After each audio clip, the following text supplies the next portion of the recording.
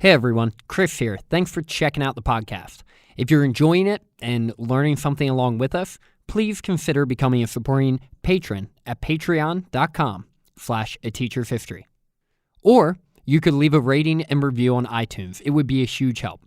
If you'd like to raise your hand and participate along with us, you can find us on Facebook, Twitter, @ateachershistory, or shoot me an email, chris@ateachershistory.com. All right, let's get on to the next episode.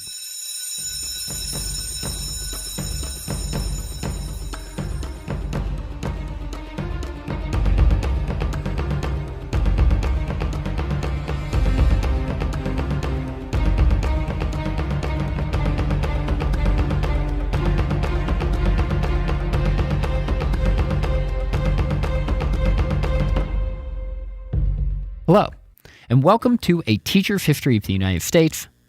Thanks so much for joining us today. Did you know that Washington's farewell address wasn't originally slated for after his second term in office? And did you know this farewell address, which was originally for his first term, was written mostly by James Madison, but the one we'll talk about today was written mostly by Alexander Hamilton.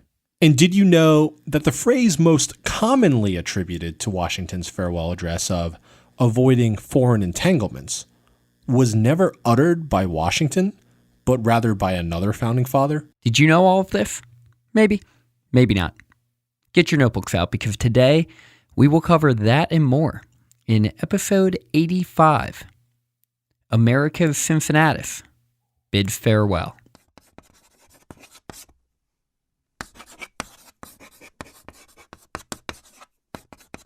All right, welcome into episode 84. As you heard in the tease, I have none other than Mr. Bill Gorman back with me on the pod to go over Washington's farewell address. Welcome back in, Bill. Chris, I am super excited to be back for a couple of reasons. Chief among them, of course, though, is, as I've noted on the podcast previously, I'm a huge fan of the musical Hamilton. And my favorite song from that musical is the Washington farewell song, One Last Time, which I will talk about in critical terms so we can use it as a fair use case later on in this episode as I critique it. Well, that's so great. Yeah, I'm very happy to be here. We are all on the edge of our seats to hear your critical analysis of the song. As an attorney, I think you're fully qualified to give us that. Thank you. Thank you. You are like a huge film and music buff too. So I will give you that. It's true. A couple things that I want to get into. Number one, in our Bill of Rights episode, you and I got the number of electoral votes incorrect. I think we said 535, one of us said 537, and loyal listener John, who was actually our co-host on episode 50, pointed out that it is in fact 538, and we were wrong. And I feel sort of stupid for being wrong because I taught AP government for like a decade and it was seared into my brain. But I guess ever since leaving the classroom, those types of fairly useless facts are the first to go. I definitely got tripped up on that, so thank you, fact checkers. John in particular. Yes. Of course. And second item on my agenda, Bill, is the book recommendation. You're the one that has the book recommendation this That's week. right. Pretty exciting. That's right. So another reason why I was excited to do this podcast was I read John Avlon's book. The title of the novel, Washington's Farewell. Not really a novel. More of it's a work of nonfiction. So it's not really a novel. But bear with me here, listeners. John Avlon literally wrote the book on Washington's farewell. And so I had picked this book up actually after our trip through Boston, Chris, you and Zach. And I was feeling very founding father-ish. Yeah. And so I saw this at the airport. I had to pick it up. And won't you know it, I mean, the timing of events. Now you're on an extra credit episode talking about Washington's farewell. Yeah. So, but I know we've got some business to do on Washington's farewell, but I did want to make one point about a previous episode you did, which was your Patreon episode on the birth of the Democratic Republican Party. And I really enjoyed it. I got to tell you, it was one of my favorites. And I do listen to what you release. And I really, really liked it. I thought it was arguably your best episode from a pure behind the scenes look at what happened. Because we're going to start talking about the divisiveness of political parties and factions under Washington. But this was really interesting. Yeah. And again, I reference Hamilton. Cool, thanks, you man. get a surface view in the musical Hamilton, but of course, Chris, you dive way, way deeper into the internal machinations of specifically Madison and Jefferson and their really insurrection. Because Jefferson was within the cabinet. He was within Washington's administration. Their scheme to undermine Washington, Hamilton. It's pretty shocking. Yeah, it was. And as timing had it, I was talking about the podcast. A lot of people were surprised when I say I'm on a podcast. And I was talking with one of my friends. Well, you have a face for a podcast. I was once deemed someone with a voice for radio. They never went that extra step of saying I had a face for radio, but they did say I had a voice for radio. So I was talking with one of my friends, and she was just totally shocked, but I actually got her to listen to it, and she was like just kind of blown away by the amount of detail we're going into. I think she thought it was kind of just like a cursory kind of investigation of history, but we actually dive pretty deep. And she was asking about you because you're on like 90%, or you're on 100%. I'm on like 5%. So like she was just like, how is this guy doing this? And I had to tell her, it really amazes me too, because we're talking, I mean, you in your personal life, you've had 2 kids, expecting a third. Mm-hmm. Professional life, you changed jobs whole careers a couple times. You've moved, you've like relocated your family, all that kind of stuff. And you literally pay to do this podcast.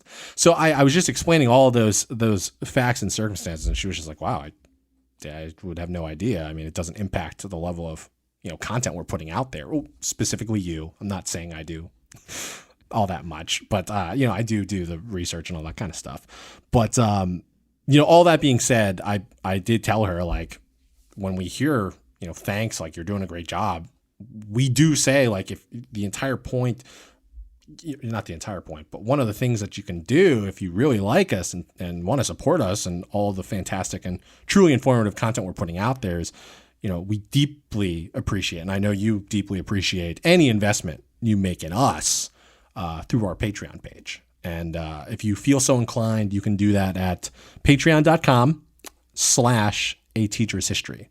And I remembered the website, which I don't think I've ever done in my entire life. So you did. I'll get off my soapbox on that, but I thought that bore repeating.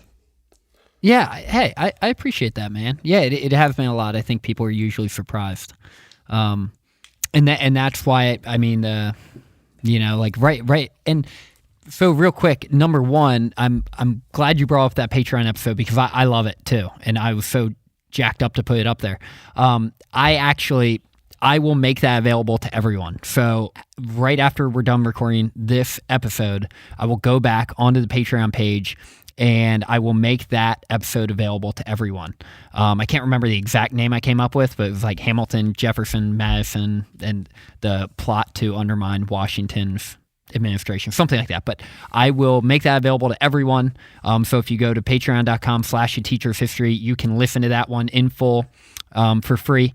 And I have actually put out another Patreon bonus episode since then, and I'm putting out 3 more on various things about Washington and his life, fun facts, etc. between now and next week. So, but yeah, I have done all of those things since starting the podcast. I have had 2 children. I am expecting a third. I've moved and I've changed careers twice. So it's been a lot, and it is harder for me personally not to go down a rabbit hole, but it is harder for me to continue to do it just because I'm being pulled in so many directions. I have a wife that works full time too, so it's just a challenge. But hey, I appreciate that, and yeah, if you're out there and you're enjoying the podcast and you think I'm bringing you value, if you could go to patreon.com/teachershistory and lend us some support, I really would appreciate that. Thanks, Bill. Thanks for the kind words, man.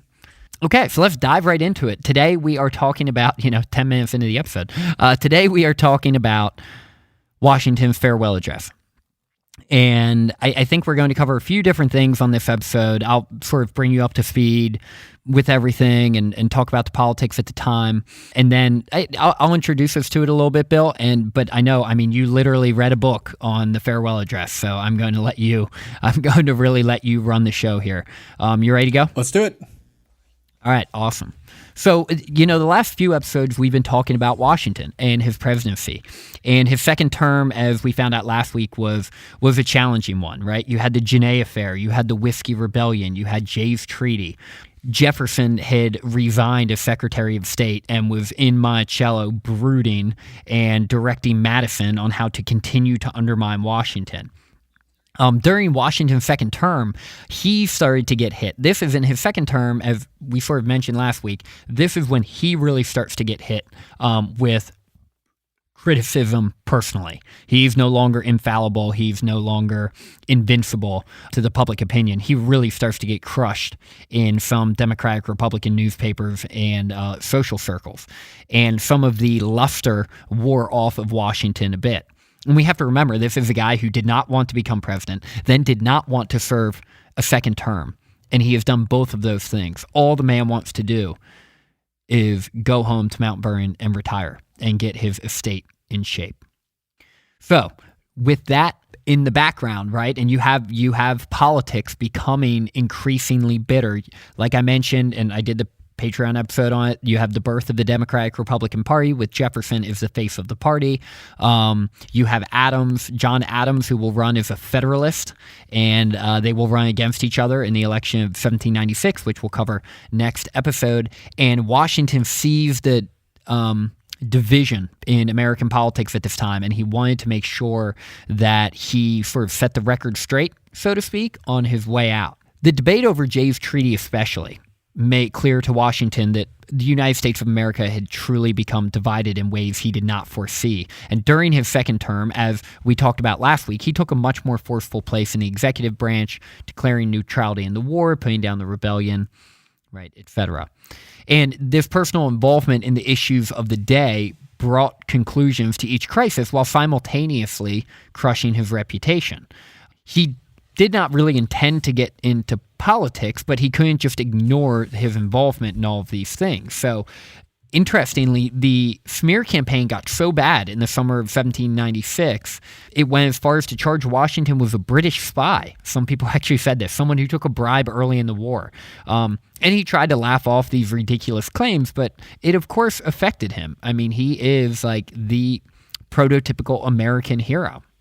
But nothing really affected him as much as seeing the betrayal of Thomas Jefferson unfold right before his eyes. Like, not only did Jefferson publicly wage a political battle against him during his first term, but Washington had also pretty much heard through the grapevine that Washington had been speaking ill of him personally, implying that he was, suffering from dementia or becoming too senile to continue in his role as president. And that was what hurt Washington the most. So these personal attacks hurt so much because he had always admired Jefferson. Even when Jefferson resigned from his cabinet, Washington wished him well and told him that he still cherished their personal relationship, even through the political ups and downs. But the relationship really came to an end at the end of Washington's presidency here in July of 1796, the last 6 months of Washington's time as president. Jefferson had reached out to Washington to clear the air and sort of try to explain to him that he wasn't involved in any of the most recent personal attacks on Washington, but Washington really was having none of it.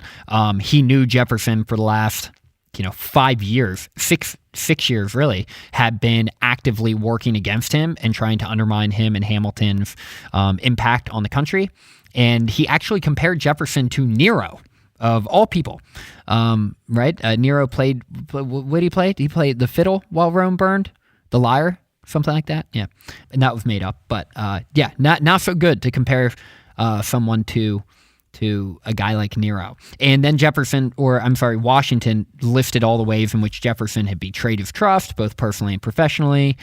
On top of this, a short time after this letter, when Washington communicated this, one of Jefferson's private correspondences in which he was criticizing Washington was then reprinted in a newspaper. And at that point, the relationship was totally over. So with that as the backdrop, we enter the end of Washington's second term. He wanted to be sure to address the nation, reflecting on his time in office and trying once more, maybe in vain, to communicate his vision to the American people. And he turned to his right-hand man, Alexander Hamilton, to help him write this address. Washington sent Hamilton the first draft with some comments on how he would like it edited, and then they went back and forth. And Bill, this is where I will turn it over to you to start diving into a bit more detail about the process of writing the farewell address, what's involved in it, and to have a conversation Nothing about like a good process story, I guess, right, Chris? Yeah. Sure. Yeah. So I think we can start with a seemingly logical idea. Washington served 2 terms as president. It should follow that he began drafting his farewell address towards the end of his second term, right? Yes, one would assume Wrong. so. You're wrong. Oh, you got me. By the end of Washington's first term, for all the reasons that you were going through, he maybe justifiably had enough. He was kind of a little lackluster on the idea of running again. So we actually start the drafting of the farewell address narrative back in 1792, February to be precise, in either a truly ironic or genius olive branch extending kind of way. Washington sought help on the 1792 farewell address from none other than one of the future leaders of the Democratic Republicans, James Madison. Now, why would it be ironic? Well, even though Washington was technically an independent, his political opponents definitely didn't see him as one. Why would it have been a genius olive branch extension? Well, Washington was a student of history, right? And if history showed that in a time of relinquishing power that he trusted a political adversary to help him do it, that would have added to his Cincinnatus status. A draft was written by Madison with notes from Washington with a core warning to preserve national unity. But that 1792 farewell address would never be delivered to the people. Washington succumbed and acquiesced to the pleas of the political elite. Jefferson wrote to Washington that he could not retire, that quote, the confidence of the whole Union is centered in you, end quote. Hamilton, playing to Washington's sense of duty, wrote him, quote, I pray God that you will determine to make a further sacrifice of your tranquility and happiness to the public good, end quote. The specter of civil war was invoked by Washington's closest political advisors, and that Washington was the sole figure that could provide a unifying presence. Yeah, and I mentioned, and just real quick, Bill, I mentioned this in episode 82, the irony in that Jefferson and Hamilton both wanted him to stay because they basically both hated each other and did not want the other one to gain too much power or influence. Right. And yeah. But I think it is fair to say that Washington reluctantly heeded their words. Yes. But the Electoral College was not so reluctant, as it unanimously reelected him. But another but. I say the evidence for his reluctance may come from how he handled the second inaugural address, which is the shortest in American history, where Washington declared, the Constitution requires an oath of office. This oath I am now about to take, and in your presence. 135 words, I believe, in total. Yeah. Yeah, I read it at the very end. I mean, you heard it at the very end of episode 82. I read it, and it was just like, I was like, oh, I can read the entire inaugural address, because it is one paragraph. Brevity. There is something to be said about brevity. So let's fast forward a bit. We are now in February 1796. Washington again has his aim set on resigning the presidency upon his completion of his second term in office. Only this time he does not turn to James Madison, who went full-on Democratic Republican. Instead, he turned to that upstart immigrant and close friend and advisor, Alexander Hamilton, to help him draft this farewell address. Hamilton was tasked with updating the previous work done by Madison. In fairness, John Jay, one of Hamilton's co-authors of the Federalist Papers, was asked by Washington to also edit Hamilton's work. although Jay's overall involvement, not that substantial. Hamilton expanded the farewell address into areas on the dangers of factions, excessive debt, and the hidden intrigues of foreign interference. Hamilton downplayed Washington's political complaints from the 1792 address. Hamilton also wrote it so that it could be consumed by a mass audience. Washington's objective was for it to be comprehensible in every corner of the country. Washington accepted the structure of Hamilton's draft versus a simple revision of the 1792 address. And by September of 1796, Washington was making his final edits to Hamilton's work. It's important to note that while Hamilton may have put pen to parchment, these were Washington's ideas. Washington removed a whole stanza on the dangers of luxury. He was also acutely aware of how precise his language needed to be, turning phrases to suggest a limited use of debt rather than a complete prohibition against it. Washington was the final arbiter of his farewell address. And with Washington's work completed, attention then turned to its mode of dissemination. Hamilton could have suggested a partisan publication to publish the address. Instead, Hamilton recommended the American Daily Advertiser in Philadelphia. They were also the presses that first printed the Declaration of Independence. Rather than indulging the partisan media, Washington and Hamilton could have been making a concerted effort to avoid any impression of political favoritism when their primary goal was to appeal to all Americans. More evidence for that may be the fact that the address was ultimately published on September 17th, 9 years to the day since the Constitution had been approved at Independence Hall. The first paper outside of Philadelphia to reprint the address was New York's Minerva and Mercantile Evening Advertiser. It took until the end of October for it to reach the western outposts of Cincinnati and Lexington. I think this is important, Bill, because one of the things that I think a lot of people don't realize is that this address was not true. A speech, yes. right? People just assume that he stood up in front of like a huge crowd of people and was should have made that. Here's my last. Should have made that clear. Well, that's what I'm here for. So when we say farewell address, and actually, my last thought on the dissemination of the news was news reached London in early November. And what I thought was an interesting tidbit of information is that it was not even referred to as a farewell address until October 11th of that year, when it was formally called that by the Courier of New Hampshire, another newspaper. But that is all to say that this was not a formal speech, so to speak, from George Washington delivered to an audience. That being said, when Alexander Hamilton was writing it, he would also read it aloud to Eliza Hamilton, his wife, who documented that in her journals, that she took great delight in him orating this speech, because I believe he knew, and I think Washington to a certain extent knew, that this speech would probably live on and that it would be read at some point, spoken aloud as opposed to read. But I think Hamilton probably thought that about everything. That might be true. But you make a great point that this was a published document. It was not a speech per se. He did give a final address to Congress before he left the White House, and that was in person and a speech, and that was like essentially a list of policy positions that he was advocating for. But in his farewell address to the nation was something published in your local newspaper.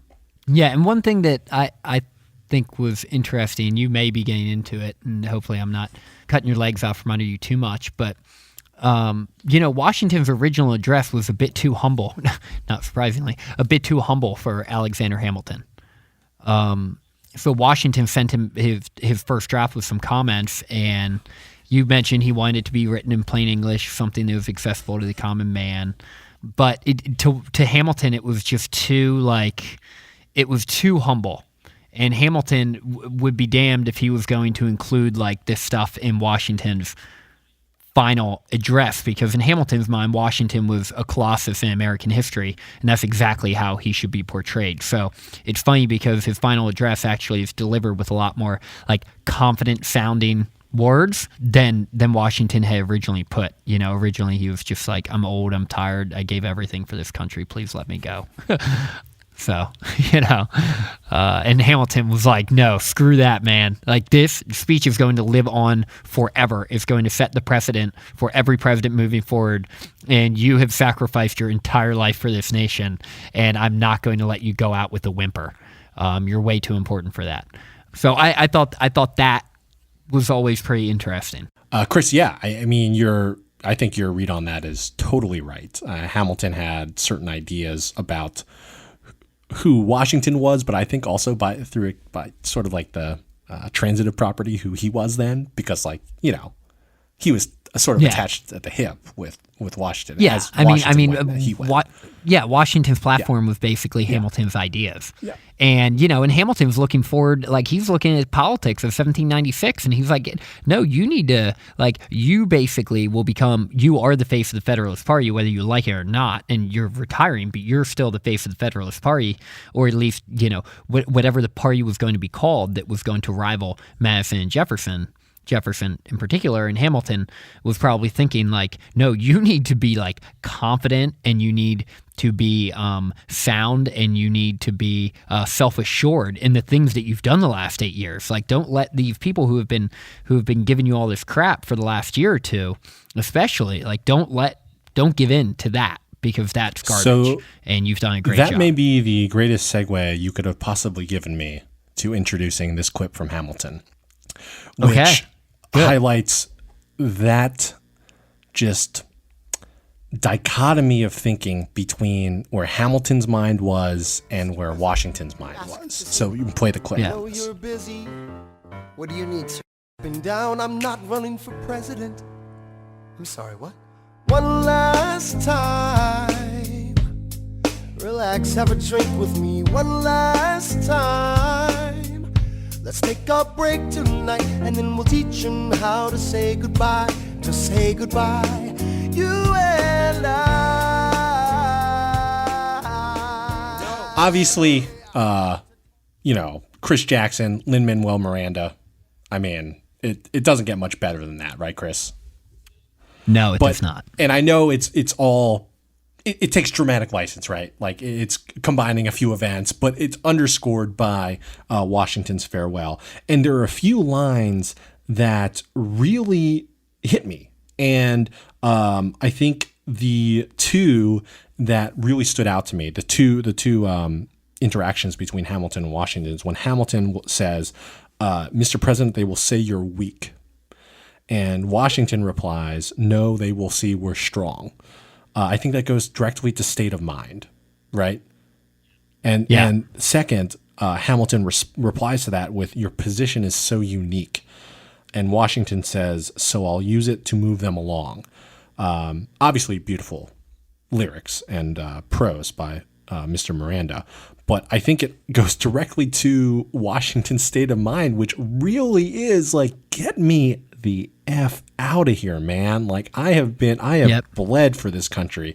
I am tired and I want to go home. And obviously we'll get into a couple other sections where, Washington gets into the actual and Hamilton get into the actual text of the farewell address itself. But I thought that portion really demonstrated the mindset of those two in a very dramatic way. So I thought it was worth examining and pointing out. Totally agree. And in retrospect, I really did segue that Thank well, you. Yes, you did. Sometimes, sometimes you find your way into good ideas, Chris. Yeah. Usually they're all by accident. All right, now let's move beyond Mr. Miranda, even though I could talk about him all day. And I must again thank John Avalon, the author of Washington's Farewell, for a ton of my research for this podcast, literally writing the book on Washington's farewell address and addressing each one of the core points of it. And we're about to move into an analysis of the farewell address itself. Avalon refers to these core points as Washington's pillars of liberty, and he addressed them in 6 parts. Buckle up. The first, national unity. From the farewell address, Washington wrote, "The unity of government which constitutes you one people is also now dear to you. Citizens, by birth or choice, of a common country, that country has a right to concentrate your affections. You have a common cause, fought and triumphed together. The independence and liberty you possess are the work of joint councils and joint efforts of common dangers, sufferings, and success." Washington was no stranger to this theme. After all, he spent the entire Revolution trying to keep a band of ragtag revolutionaries from varied states and backgrounds together while attempting to defeat a global superpower. Washington saw the start of old and new regional and factional rivalries, and the founders, not just Washington, were well aware of the scarce history of successful republics. The Greeks fell to regional faction rivalries. This geographically large republic also flew in the face of Zach's old friend, Montesquieu, who asserted that it is in the nature of a republic to have only a small territory. Otherwise, it can scarcely continue to exist. But Madison addressed that in Federalist 10, right? Washington needed to double down on why national unity was important. To him, it was all about protection and prosperity. To establish that, Washington leaned heavily on the concept of an American citizen. He used that word 8 times in the address. This was exceeded only by the word union, which was used more than 20 times. I always think it's important to note that there were a couple of groups that were not included in a call for national unity. Chief among them were Native Americans and slaves. Once Washington had them going for the concept of an American citizen, then he had to give them the "what's in it for me" proposition. American unity could offer military protection. With the federal government responsible for national defense, states could invest in civic improvements rather than competing armies, keeping local governments small and responsive. Washington underscores that with the fact that if states aren't at each other's throats to compete militarily, it will leave us to increasing our economies and thus increasing the overall economy. Washington goes region by region in the farewell address, telling the North, South, East, and West what they stand to gain by embracing a sense of unity. Chris, what do you think about the national unity angle that Washington's playing? Well, I think that when you read the farewell address, which we won't be doing, when it is obvious that unity is more or less the prevailing theme throughout all of it. And it makes sense, too, because as we know on this podcast, he has seen his own cabinet tear apart, in which one of his most trusted friends, former friends, left. Thomas Jefferson resigned as Secretary of State because of how much he hated Alexander Hamilton and because he genuinely thought George Washington was making decisions that were ruining the country. And at least in Jefferson's mind, right? And so it doesn't surprise me at all that as Washington leaves, he does not want to leave a legacy of a country that is more divided than when he took over, which is exactly what the United States was. Not necessarily through any fault of Washington's, but that's what the U.S. was in 1796, and that had to make him pretty insecure. And also, on top of all of that, you have to remember that this is a man who ran the federal government of a country in which there were still a lot of people who believed in the states' rights argument and the primacy of the states. And having been general of the Revolutionary War and seeing this, federal system or confederation system fall apart, he recognizes that this national government is far more necessary than a lot of people think. And we will be much stronger together than we are divided. All of that makes total sense, and I'm not surprised at all that that's the theme he went with.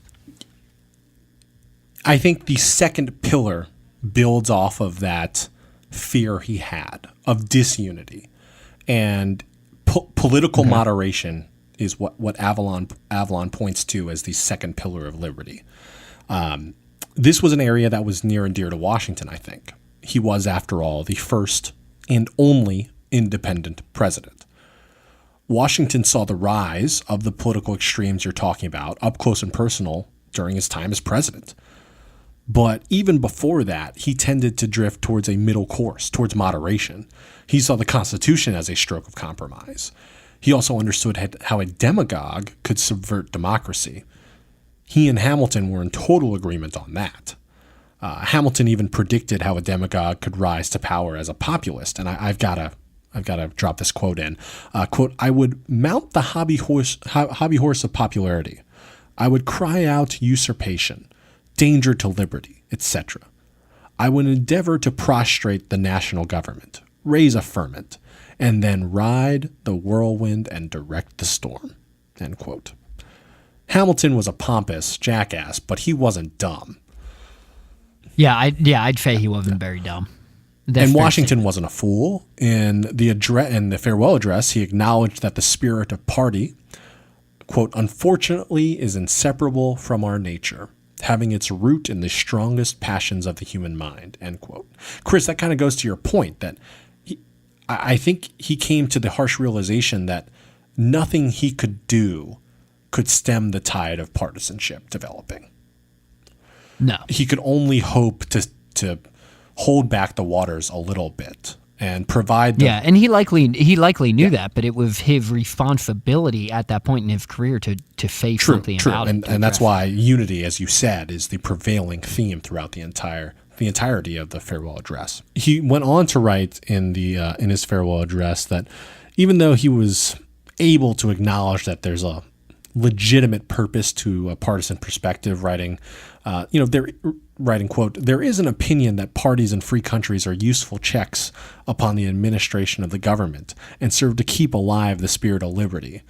This, within certain limits, is probably true," end quote. It is what would be beyond those certain limits that worried Washington. Washington warned that rampant factions were a fatal tendency in democracies. He saw them as to only usurp the will of the nation with the will of a party by only a small minority of the community, and to fashion their view on the whole of the people.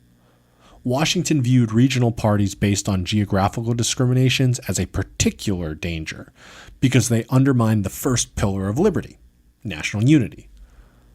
All that said, Washington saw the greatest danger as that of the chaos of a dysfunctional democracy, compounded by relentless party warfare, which, Washington warned, would erode public faith in government and allow for a demagogue with authoritarian ambitions. Washington wrote in the address that, quote, "the spirit of revenge, natural to party dissension, which in different ages and countries has perpetrated the most horrid enormities, is itself a frightful despotism," end quote. Washington's remedy to all of this danger was partisanship could not be removed from democracy, but it could be constrained by vigilant citizens and the sober-minded separation of powers. Avalon describes the third pillar of liberty as fiscal discipline. Right up your alley, Chris. Yes. Even though Washington drew heavily on his own life and experiences for the other 5 pillars of liberty, fiscal discipline may be the most personal to Washington. You see, Washington's father and brothers were debt-riddled, just generally bad businessmen. Washington himself was seeking a loan to pay off his Mount Vernon debts as he was preparing to take the oath of office. Yeah, and as we'll find out, I mean, this financial strain does not go away. And he saw the constant squabbling about war debts within his own cabinet. Washington saw America's plentiful natural resources as a national way out. He saw a pathway where the states could resolve not to rely on imports from foreign lands, but instead take advantage of this vast land, its resources, and internal markets. Not to mention how the United States could invest in manufacturing and industry alongside its dominant agricultural sector. All so that American fortune would not be at the beck and call of foreign powers. In fact, Washington was involved in the first Buy American effort back in the Stamp Act days. All that said, Washington wasn't necessarily advocating for no debt in this fiscal discipline pillar. He saw great injustice when his former soldiers were not being paid for their pensions and back pay for the war effort. In that way, he was like a Lannister. The U.S. should always pay its debts. It was partially due to Hamilton's influence that Washington came around on his disgust of public debt. But it was underwritten by Washington's belief in an American economy and his principle that nations and people pay their debts, writing, quote, "No nation will have more in its power to repay what it borrows than this." Washington also oversaw Hamilton's plan to assume all state war debt. In his farewell address, Washington warned that we must, quote, "cherish public credit, avoiding likewise the accumulation of debt, not only by shunning occasions of expense, but by vigorous exertion in time of peace, to discharge the debts which unavoidable wars may have occasioned, not ungenerously throwing upon posterity the burden which we ourselves ought to bear." End quote.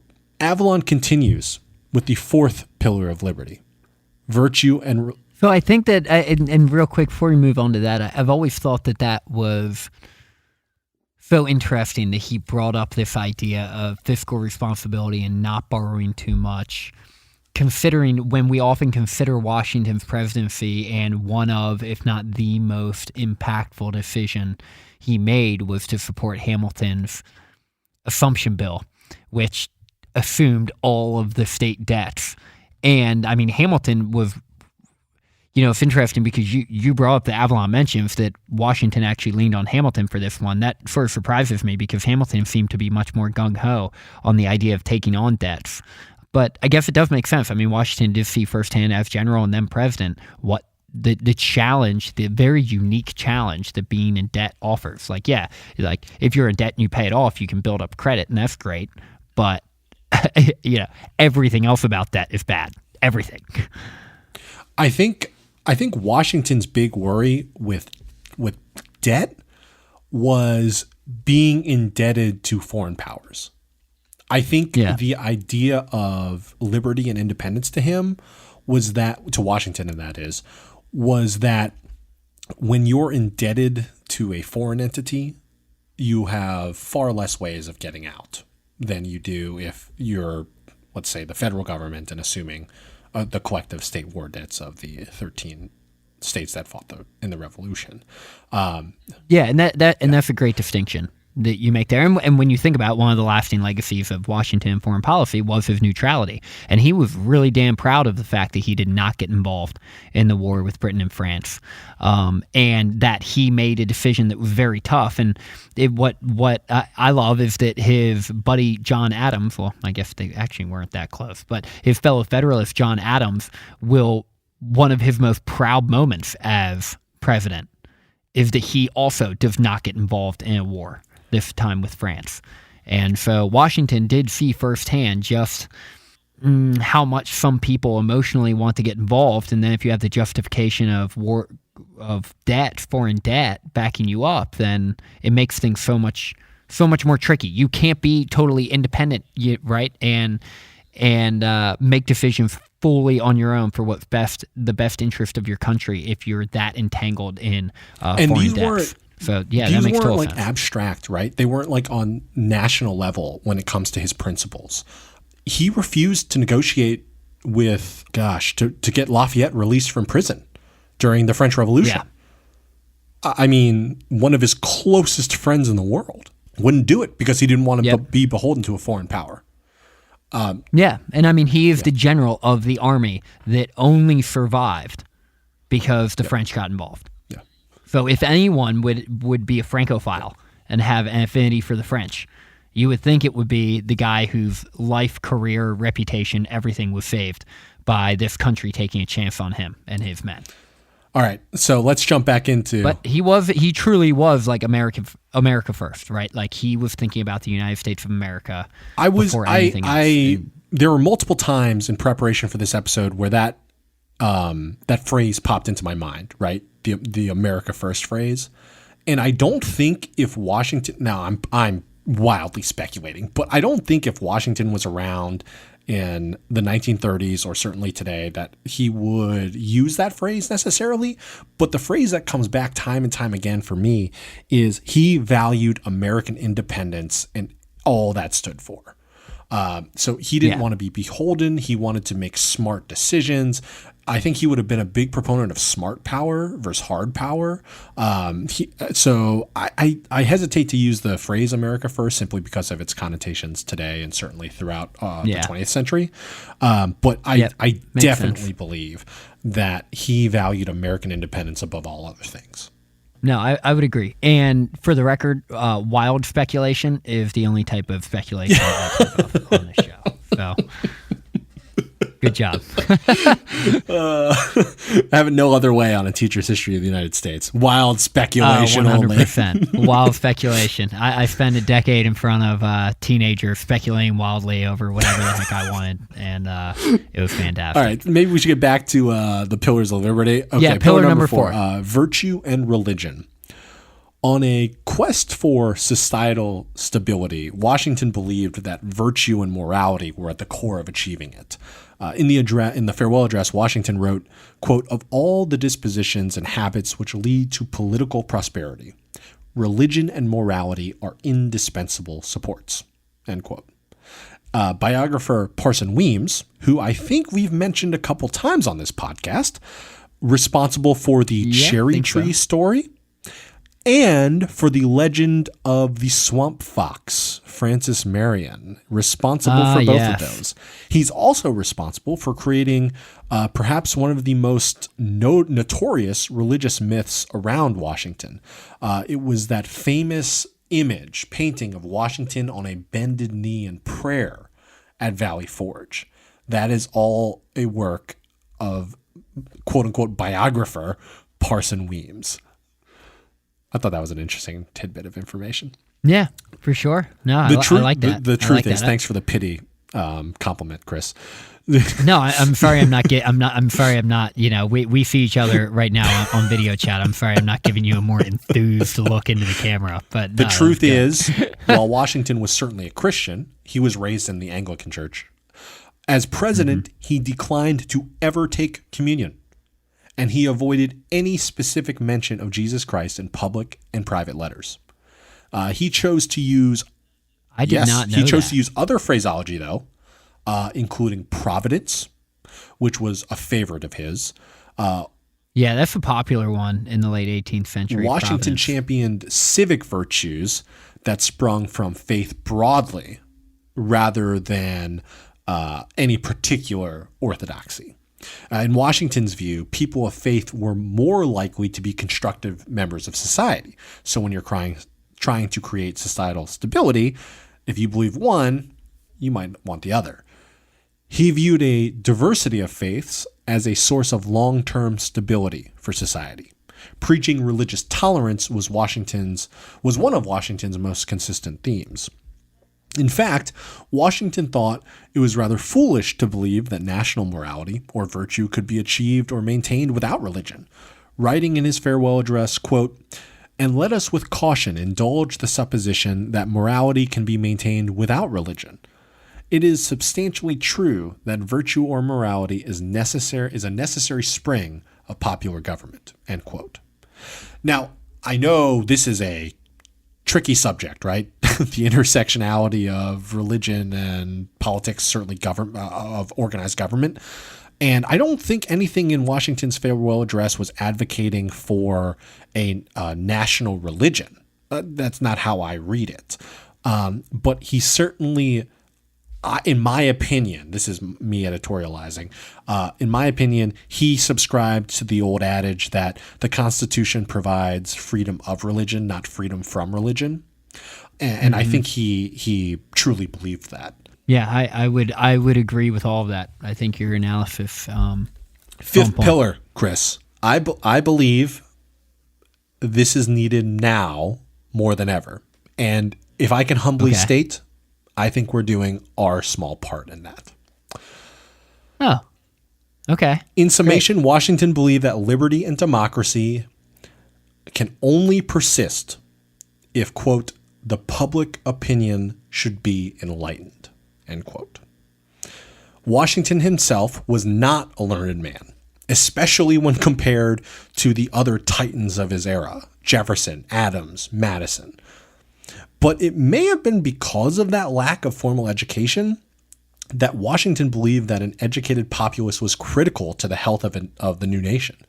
He wrote in the farewell address, quote, "Promote then, as an object of primary importance, institutions for the general diffusion of knowledge," end quote. Washington saw public education as a hedge against would-be demagogues and regional divisions. To that end, Washington had a career-long mission to create a national university as a way of reducing foreign influence and cementing an American unity of common citizenship. This was to create a national civic culture rooted in a place of practical knowledge.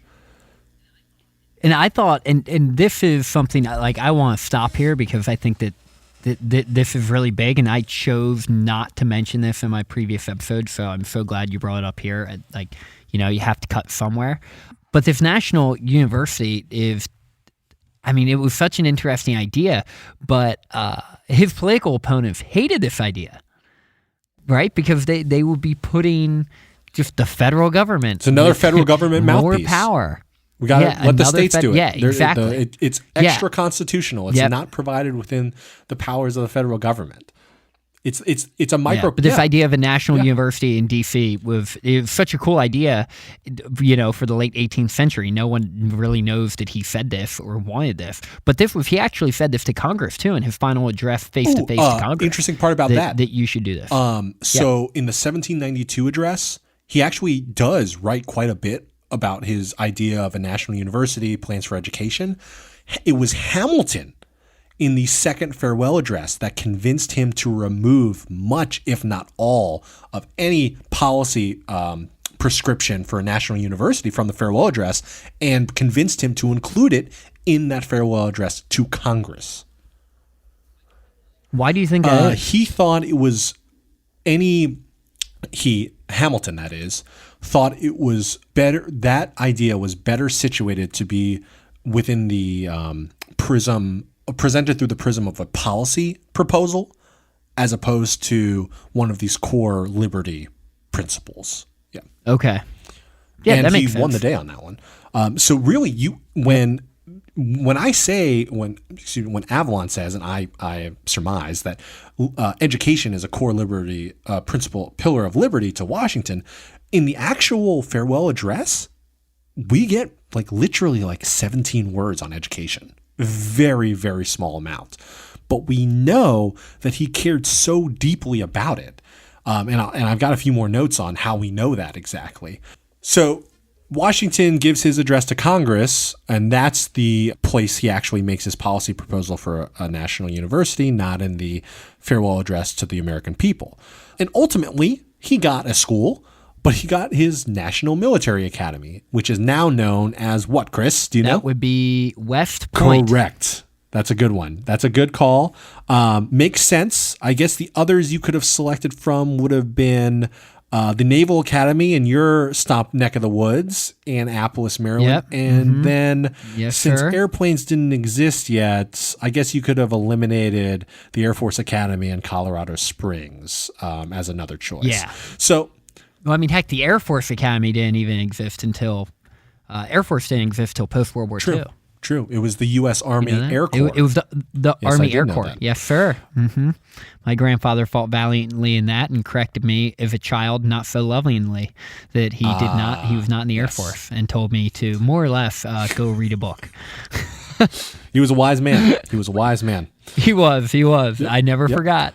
The land that Washington had set aside in his policy proposal for a national university is now occupied by the Naval Observatory, which is where the vice president residence is today. Washington's quest for a national university lasted beyond the grave, though, as he set aside money in his last will and testament to fund that school. Fascinating. He was in love with this idea. Yeah. Yes.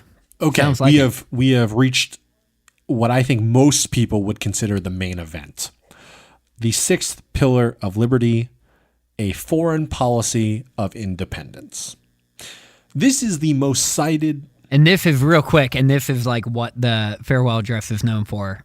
For sure. To like the common man. It's the most cited, most known, most thought of section in all the textbooks. of Washington's farewell address. It is Washington's warning about becoming ensnared and entangling alliances.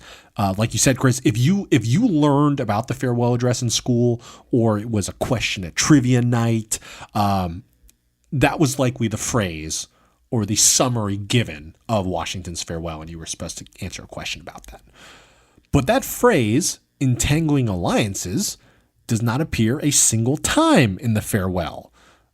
In fact, it was not until Thomas Jefferson's inaugural address does someone actually utter those words. The amount of irony that, I mean, and the sad part is that Washington died in 1799, I believe, and Jefferson was elected president in 1800. So Washington didn't even get the satisfaction in while living to see TJ come over to his side of the aisle on an issue. Yeah, I always thought, and you're correct. He did die in 1799, barely. I believe December 14th or 13th, 14th, I think, 1799. But I remember the first time I found out that phrase was not in his farewell address, and I was like, how can we mess that up? Like, how did just everyone mess that up? And then to find out it was his political rival, Thomas Jefferson, who had it in his, just made all the more juicy. Yeah. It does not, I don't think it takes a PhD or a master's in history to understand why Washington had this belief, though, this core principle of avoiding those entangling alliances. We'd be in big trouble if it did. I think it was a very practical vision. And I think it was sort of rooted in the fact that he's got to witness pretty much constant turmoil in Europe. And as a new and fragile nation, Washington believed, and this is actually in the 1792 draft, he believed, and not in the 1796 draft, he believed America needed at least 20 years of neutrality to grow powerful enough so that its independence could be sustained. Now, it's not included in the ultimate farewell address in so many words, but the theme is there, right? You've got to be able to stand on your own. Yeah, he basically, yeah, and I'm glad you brought that up, because that's something that I've read about too, is he basically wanted a 20-year buffer for America to build itself up before it got involved in any foreign wars, and that's why he was so unmoving or unwilling to move or change his opinion on the foreign wars during his presidency. Our ability to defend ourselves from foreign threats dictated a necessity to prepare, though, for war in times of peace. I think another thing he realized, certainly due to his military service, compounded by all of the instability he saw from the old world European powers, he knew you had to prepare for war in times of quote-unquote peace. But he did not advocate that America should seek war out. In fact, quite the opposite, right? Washington made the case that existing treaties and agreements be honored, but with a caveat, not indefinitely extending them was the caveat. So again, I think Washington's view of foreign policy may be, in today's terms, be summed up as a realpolitik, which is much more in line with a sense of realism when it comes to foreign policy, as opposed to idealism, et cetera, et cetera. Yep. Yeah, and something, and real quick, and there's something I mentioned, I think, in episode 82, is this idea that Washington thought that nations and people were very different. Like an alliance or a relationship, but nation to nation, is very different than two individual people having a relationship, because like the reciprocity principle in social psychology plays out, with me and you. You do something for me, I'll do something for you, because I want to naturally maintain this relationship. But nations aren't that way, because you constantly have new leaders and new influences, and the people's emotions go back and forth. And so Washington recognized that at least in his mind, he was very pragmatic, like you mentioned, in that all alliances between nations are tenuous. They're all temporary. None of them are permanent. And that's one of the reasons why the Francophiles became so frustrated with him, because if you remember back from whatever episode we talked about the Franco-American alliance, this was an alliance that did not have an expiration date. But the guy who signed it in France, his head was in a basket somewhere. Yeah, it was. As Michael Scott would say, his kappa was detated from his head. So yeah, I mean, that was a pretty legit reason George Washington had. But nonetheless, I mean, this was a bedrock principle of his foreign policy, that all alliances with nations are temporary. It's not like the relationship between two people. For sure. And of course, you have to keep in mind that his relationship and alliance with his fellow Virginians, Madison and Jefferson, were also crumbling in front of his eyes. So you can only imagine how much that plays into the idea that all alliances are temporary, and don't think that he thought that Alexander Hamilton wouldn't turn his back on him either. I'm sure he was very practical about that relationship too. So underscoring, I mean, I think that's pretty well said, Chris. So thanks, man. I appreciate that. So underscoring, you've been really pumping me up today. You know, it's what I'm here for. I need it. It's the only reason. My daughters and my wife tear me down on a regular basis. It's the only reason why you invite me on this, I think. At 100%, yes. So underscoring all of what you said and underscoring each of Washington's points on America's role in the world and its foreign policy was Washington's belief that America must remain an independent operator. Like you just said, leaders change out. We've got to be able to be nimble, to be flexible, to be an independent operator in the world and not be beholden to any outside interests, that America must be measured in its approach to war, especially. The farewell address was indeed intended to double down on Washington's approach to that foreign policy. America must be a good global citizen that is grounded in maintaining friendly terms with all through mutual self-interest that can come through shared economic prosperity.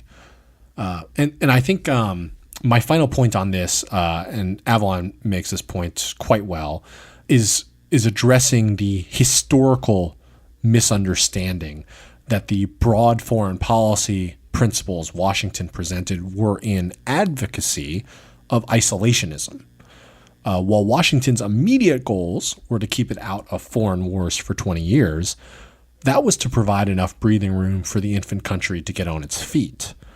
Washington wrote in his farewell address that, quote, "The period is not far off when may defy material injury from external annoyance, when belligerent nations under the impossibility of making acquisitions upon us will not lightly hazard the giving us provocation, when we may choose peace or war as our interest, guided by justice, shall counsel." In my opinion, it would be foolish to interpret this message as one of isolationism. Avalon believes, as I believe, the text tells us that the true foreign policy message of the farewell address is one of American independence that strikes a wise balance between realism, that realpolitik, and idealism that we should not want for empire, but for the healthy maintenance of our republic above all else. End quote. Awesome, Bill. Thanks for that. I guess it's John Avalon, right? John Avalon, I believe. Washington's farewell. John Avalon.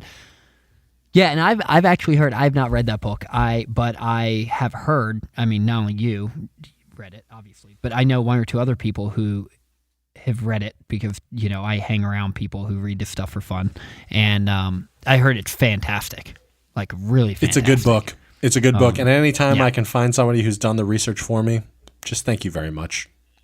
Isn't that nice? Yeah. So I will put that up on our book recommendations on the website. So go there to check it out, and all the other book recommendations that I have read or Bill or Zach have read throughout Probably this should throw a podcast. link up to the address itself too, right? Yeah, I will do that. I'm actually going to go back and put links up for all of them. So if it's not done by the time this episode is posted, life got in the way, but I will be doing that. Or you can just go there, click on the link if it's up, and buy it because it's awesome. So that's it for episode 85. Next week, we have a new president for the first time in American history. the power of the presidency is handed over to none other than fellow Federalist, just barely handed over to one Mr. John Adams when he defeats his political rival, Thomas Jefferson. Thanks for listening, and hopefully now you can take pride in knowing just a little bit more about the history of the United States. Class dismissed. Though in reviewing the incidents of my administration, I am unconscious of intentional error, I am nevertheless too sensible of my defects not to think it probable that I may have committed many errors. I shall also carry with me the hope that my country will view them with indulgence, and that after 45 years of my life dedicated to its service with an upright zeal, the faults of incompetent abilities will be consigned to oblivion, as I myself will soon be to the mansions of rest. I anticipate with pleasing expectation that retreat in which I promise myself to realize the sweet enjoyment of partaking in the midst of my fellow citizens, the benign influence of good laws under a free government, the ever-favorite object of my heart, and the happy reward, as I trust, of our mutual cares, labors, and dangers. One last time.